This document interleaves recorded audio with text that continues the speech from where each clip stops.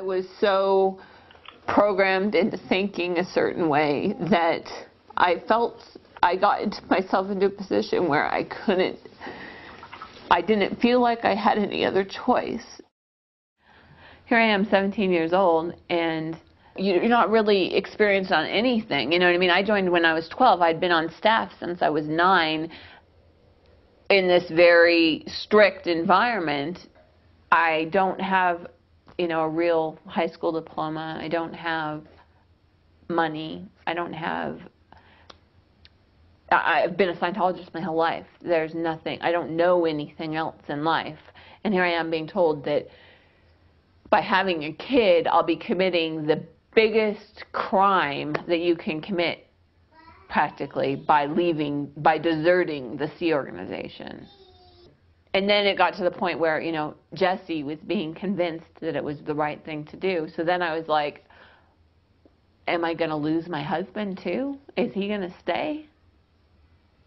Am I going to have to leave and be by myself at 17 with a kid, no money, no real schooling?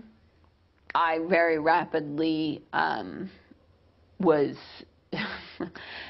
shown the fact that I wasn't going to be able to have the baby because I was put in a position where I was pounded in for 2 days by the top person in my organization, the commanding officer, about how the baby wasn't a baby yet, it was just tissue. It wouldn't matter if I aborted the baby.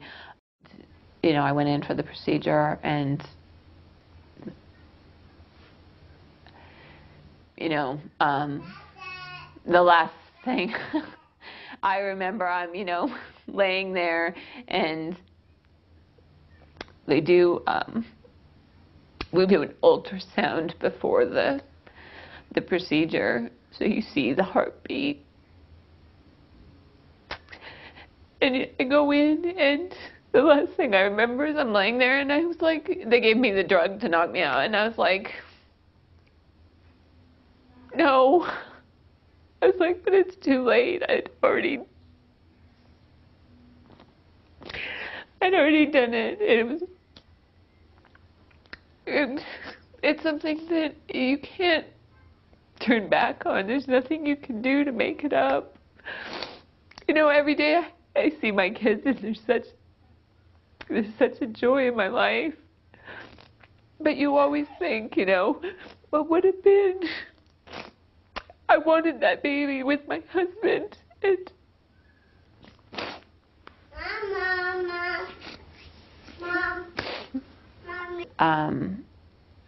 having kids is something that's so important to me. I mean, you can see it, you know, I left in 2004, and it's, what, 2010, I have 2 kids. It was something that was important to me. I wanted to have children, and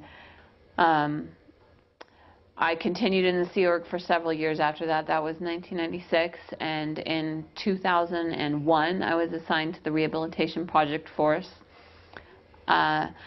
I spent 2.5, almost 3 years on the RPF, and I was separated from my spouse. I was separated from all of my friends, my family. I'd seen, you know, in terms of if somebody wanted to leave, they were put on what's called the RPF's RPF. And that's like, you're not even allowed to talk to other RPF members. You're totally segregated from everybody. Put on even worse hard labor than what you were on in the regular RPF. And people that wanted to leave would sometimes spend 6, 7, 8 months on the RPF. And I was like, I can't do that. I don't want to be here anymore. That it had gotten to the point where I didn't even know what I needed to do to get back on out of the RPF, back into the regular Sea Org. And so I finally, because I had seen somebody else do this, I knew that if I did something that they would consider suicidal, that they would get rid of me within 24 hours. And so I took a gulp of bleach and made sure somebody saw me so that I could get out.